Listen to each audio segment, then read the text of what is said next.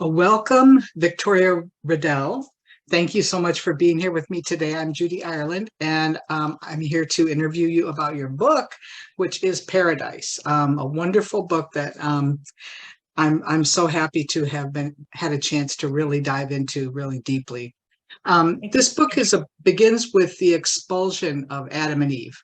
And then you create linkages to many other kinds of displacements and forced immigration and flights from oppression, banishment. I purposely didn't read any reviews of the book or read the book blurbs on the back until after I'd read it once, because I wanted to just react to it personally. And it just felt ingenious and amazing as I read it. So first of all, I just love the book. Thank you so much for Thank you so much for saying that. Thank you, Judy. It means a lot. Yeah. Can you tell us how you developed the structure or the concept for the book? Did it begin with like an idea, or did you have a set of poems that started going in that direction? No, I'm always a little envious of the writers, of the poets who have a kind of a project in their mind ahead of time that just seems like so organized. And it's not really the way I work. I work kind of poem by poem, and then slowly it becomes clear to me what my channel of concentration is at a particular time, and then I go in. I had come out of a period of time where, for a variety of circumstances, I just couldn't find my way. I was really unclear what I felt would be a way a poem could work for me. You know, what I wanted and needed out of a poem at this point. I'd written 3 books of poems, I've written fiction, and sort of coming into it, I was kind of in a dark woods, to say it as someone else has said it better. And I was on Whidbey Island at the wonderful Hedgebrook Writer Center for Women. And I kind of thought there was a good chance that I would spend my residency there just walking in the woods. And I did. Instead, I did walk a lot in the woods, but I set out to do something that I've done at other times, which is just try to write a draft of a poem every day. And the first day was kind of a brutal experience. And the second day, I wrote, sort of out of nowhere, what is essentially the second poem in the book, the garden poem, where Adam and Eve are speaking to us. And when I realized what I was writing, I thought, wow, where's this coming from? What is this? And but I was curious, you know, the way you are when something starts to move in your work. And so I thought, let me see if I keep going there. And soon after that, a poem that comes way later in the collection, the poem Snake, was written. And so I just began to play a little with this question of the garden, the expulsion, the gate, and then sort of paused, thinking, what does this mean to me? And lo and behold, I thought, oh, I get it. You know, I've written before some of my family's history in other works. And so I just started going again into this question of the connections to my family's history of expulsions, and then of course the larger world. And in doing that, in sort of loosely thinking that's where I was writing, I wasn't sort of trying to make the connections or the structure. The world kept providing it because, you know, as all of us know, the number of displacements of people, of animals, just keeps increasing, given climate issues, given issues of war, given issues, well, all political issues in a variety of countries globally. So it just began to happen.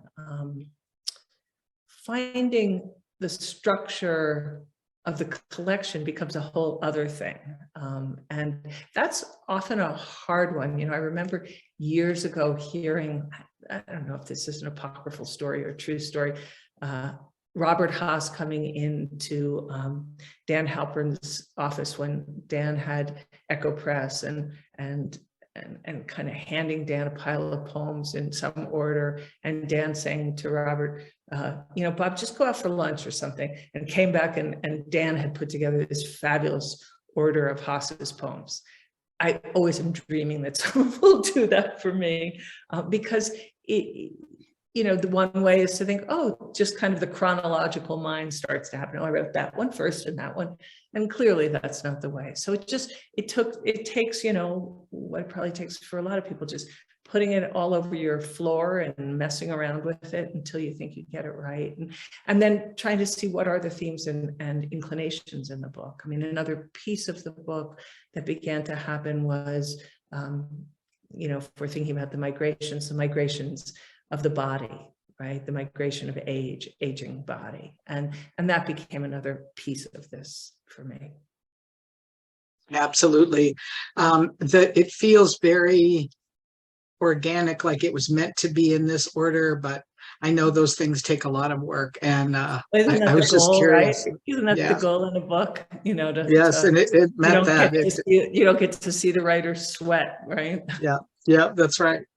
I hope it's okay with you. What I'd like to do is ask you some questions, but then also ask you to read some poems from the book. Wonderful. So I think the second and third poems in the book are the point where the reader begins to shift their view of things and really get where this is going. And I think those two are perfect companion poems. And since they're short, I'm wondering if you would please read both Garden and Dominion together. Sure.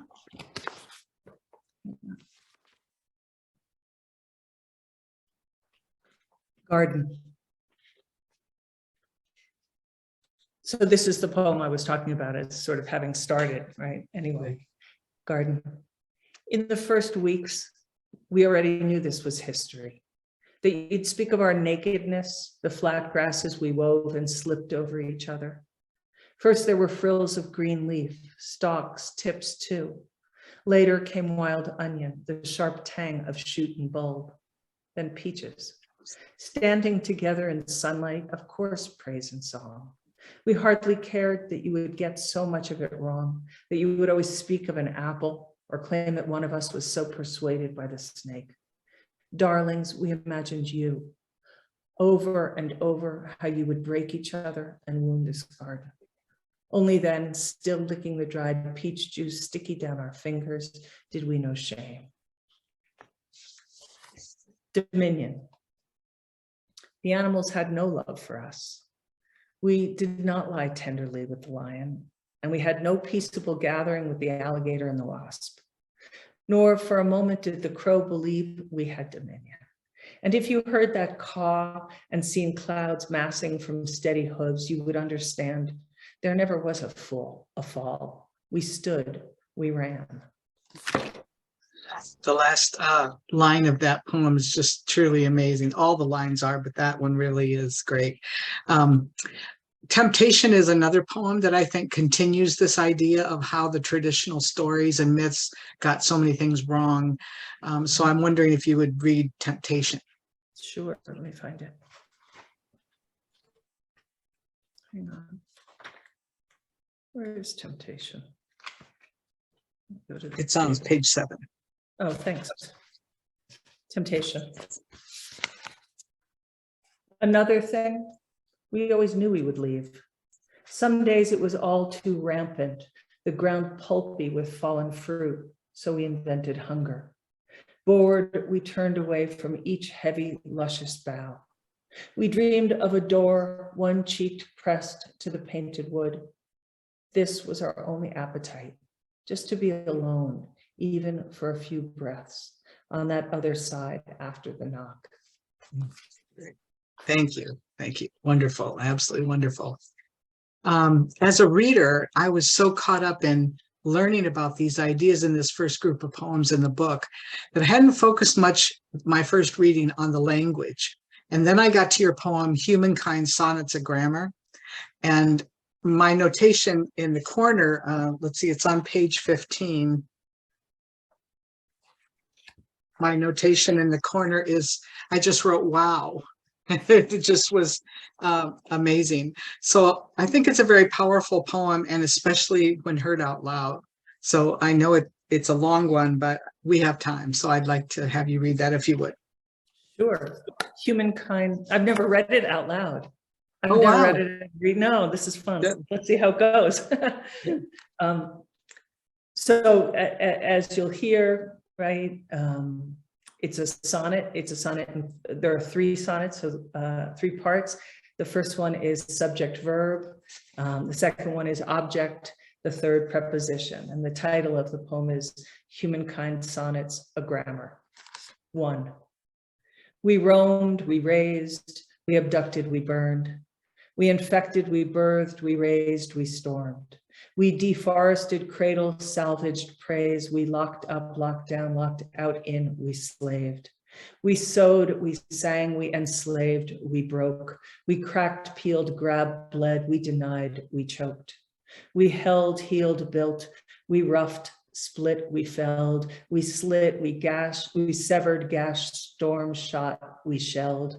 We bowed, bowed to, we ripped off, ripped out. We broke down, broke in, we cut up, cut out.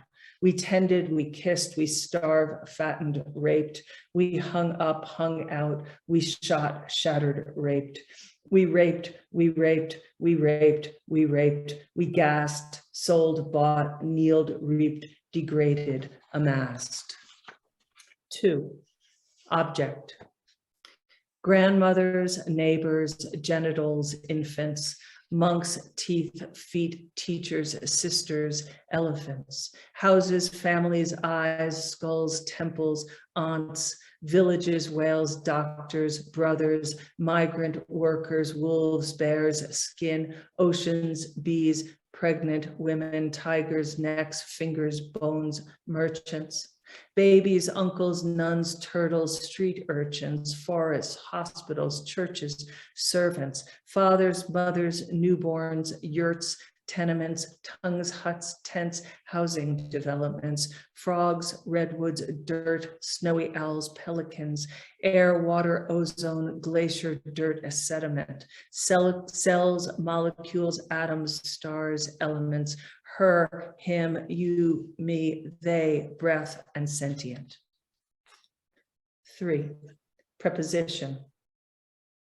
In summer, in truth, in safety, in rain, under veil, blanket, obligation, sway, against stone, against storm, drift, against strain, despite wood, below wool, from night, since gray, without warning, without water, light play, without access, without breasts, without fear, near miss, near to the heart, near disarray, for the sake of, for the taking, for being queer, next to the bridge, the bed, from mouth, from ear, since forever, since never, since the flood, through the onslaught, the bounty, through that year, with kindness, words, with river clay, with blood, from you, from me, between us, between them, out of reckless, broke, mend, then breaks, then mend.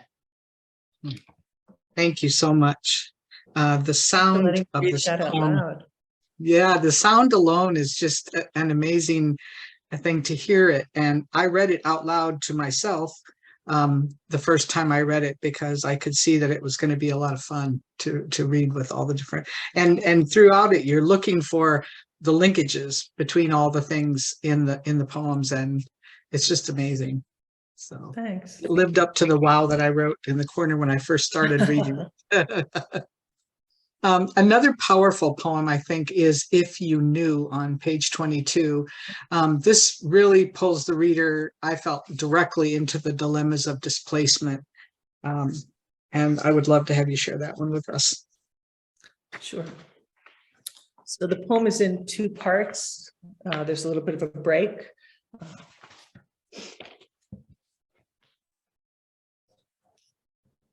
And I'll say this about the poem, which is just a little bit of crossover. This question of what would you take has always seemed kind of a pressing and wild question to me. Both my parents and their families left their homes with some speed at different moments, and that question, you know, like what they took, what they were able to fit, what they took, how they took it, was always sort of interesting to me. And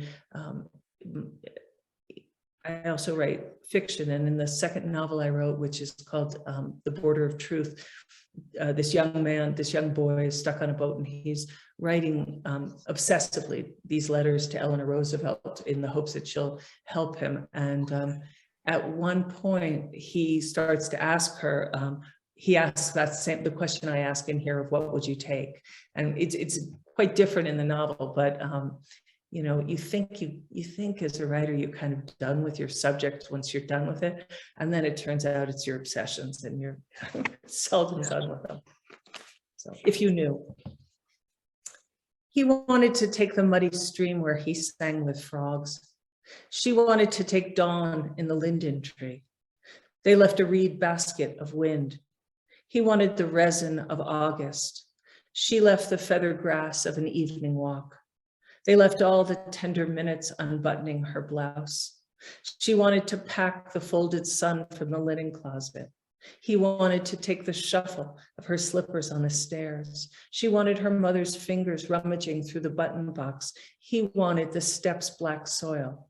They left moss between stones, the steel winter light in the room where she sewed, the jiggle of a key in the front door. They left a cupboard of embroidered afternoons. What would you take if you had a month, a week, an evening, an hour? If there were no one looking, no one saying, don't take that, why take that? What would you take if you thought it was temporary relocation, transient, provisional, short-term shelter? If you couldn't use your ATM card, your credit card, cash in your stock, sell your home, get a supervisor on the phone, charge your phone, if you couldn't keep your phone, what would you take if you knew you'd never come back? What would you take if you lost track of the children? This poem was so impactful. And then the last line is like just a double whammy where you think about losing track of children, which is such a heart-wrenching kind of thing. Just a beautiful poem. So Thank you. this first half of the book is very powerful and very much of a same piece, but I want to move on to the second, but I'd like you to read one more poem from the first half, if you would, on page 44, I think it is. Is that still the first half? Yes. Unto. And this was another one that I felt really began to move us from one section to the other and is a really amazing poem. Unto. It was not the first or the last time I lied to him. Yesterday, belted in a row with strangers, I watched the flight tracker to see how easily I move across the world. At baggage claim, luggage circled anonymously. A boy shouted, "I can do that," pointing to a poster, a cowboy's arm aloft, the other rope tied to the bull for what rodeo calls the most dangerous 8 seconds. "Of course you can," his mother said, grabbing 2 duffels. "This will help," I told my father with each drop of morphine. "Let go," I said, "it'll all be okay." And it was, but only for a little while. The poems throughout the book about your mother and father are very moving, and they really bring the immediate lineage of your family into the book, as well as the past generations. Part 2 of the book, every poem in it is so strong and so clear. It's hard to choose some over others to have you read. But I really, really enjoyed the poem Snake, which you mentioned earlier. It connects back to the beginning of the book, and it also presents a really different view of transformation. So if you would read that one to us, it's on page 50, I think. You know, just to say one other thing, Judy, to what you were saying about, well, this poem, the poem Unto I just read, you know, the thing about when you're working in a book of poems, then life intervenes, right? So my father began to get more ill during the course of my writing the collection, and then eventually passed away during the writing of the poems. And so where the subject matter of my father and my mother's history and background was pressing in the writing of the poems, there was also this immediacy of this other subject, you know, that that I wasn't going back in time to figure out it was happening in real time. So just to move ahead, this is a poem called Snake. Snake. After at most a year, maybe 2, showing off how it circled their necks, slid down and out the bottom of a t-shirt, how they fed mice on ice from an open palm, jaw unhinging to take it whole. My sons had no time for the snake when she'd go milky-eyed, slowing until her dry length coiled into days and days of such gray stillness, I'd knock the glass tank to make sure she was alive. Then maybe I'd be making the bunk bed or folding baseball pants when the edging began. A restless roughing against bark chips, rubbing forward along every available friction until the split, when she'd press out of herself, leaving the long opaque shed. I loved it every time. I don't mean the emergence, though yes, there was that, how she folded and stretched, glossy and clear-eyed. No, I loved the papery scaled ghost I'd lift up, not to commemorate her chance to begin again, but the cold indifference to whom she'd been. Again, you have a special power in your last lines, and this is one of those poems where it really brings everything into focus and adds a new idea at the same time. So that's what I meant by the different take on transformation. I've read lots of poems about transformation, but this one has a different take that's really fresh and wonderful. So a number of the poems in the latter half of this book deal with aging and the transformations that happen over time, just because of time. And the one that I particularly wanted to ask you to read is Only Paradise. And the reason is because it's a joyous poem full of acceptance. And I think we don't read enough of those. So if you wouldn't mind reading that one, I think it's on page 71. Yes. I like reading this poem. Good. For exactly those reasons. I think when you're writing a book that has much of the subject matter is, engages with the world as it's been and the world as it is in some of its darker places, then then the places of joy inside the book feel like particularly important to me. Yes. Only Paradise. Please know I would not strip back a single year from how we make love older bodied.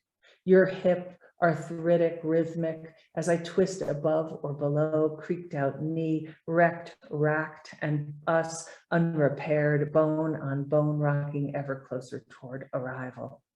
I want to make this rickety spectacle our chosen extinction, our lights out, our no good night to go easy final shebang.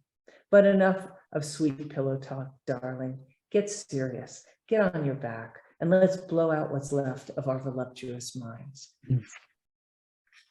Thank you. That's such a great poem. It's really nice.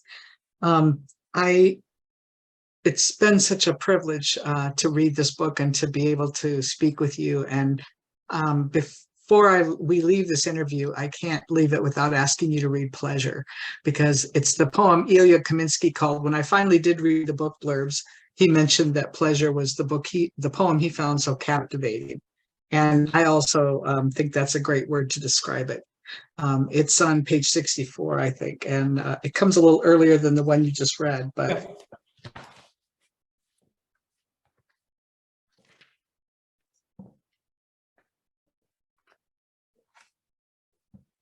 Pleasure.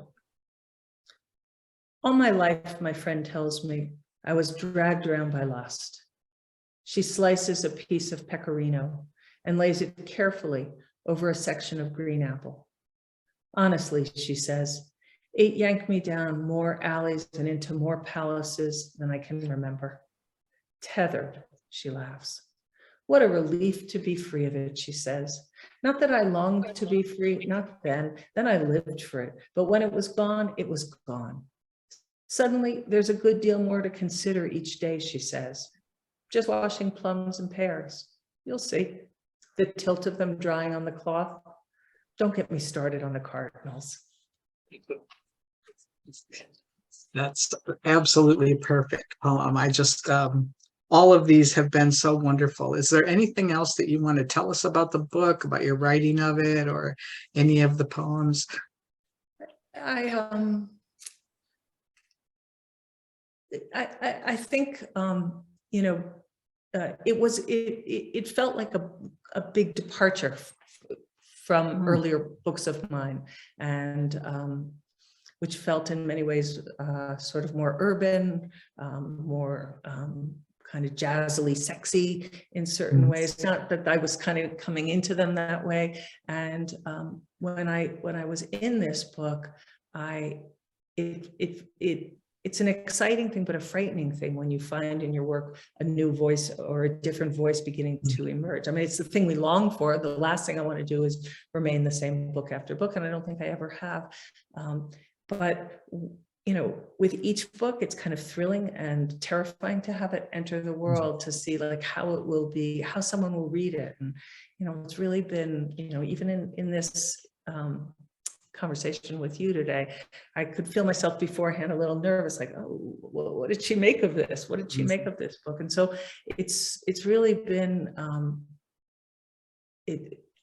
not a pleasure to feel that the welcomeness for people engaging with some of the ideas and concerns of this book of poems. Great. Are you working on a new book, and do you see it going in another new direction, or? I'm sort of slowly, you know, the fallowness, yeah, kind of letting things go fallow for a while. And Mm, as I said before, I work both as a fiction writer and as a poet. And I've never really been a writer who's done both at the same time. It feels mm, rhythmically so different. The novels are so entirely character driven in many ways.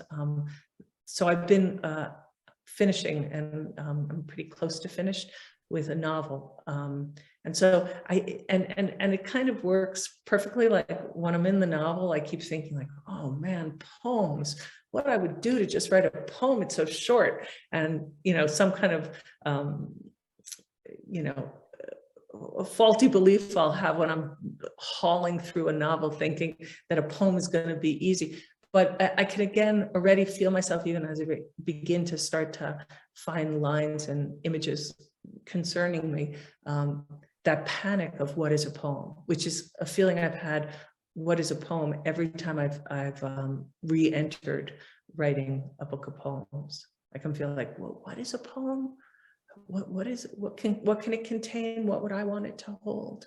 So that questioning has led you to some interesting places, like writing sonnets and couplets. I mean, that's something I hadn't seen before, and it was delightful to encounter that. So, well, it's been a privilege to speak with you today and to read this it's book such a and pleasure to hear. talk to you. Yeah, thank you so much. Thank you, Judy.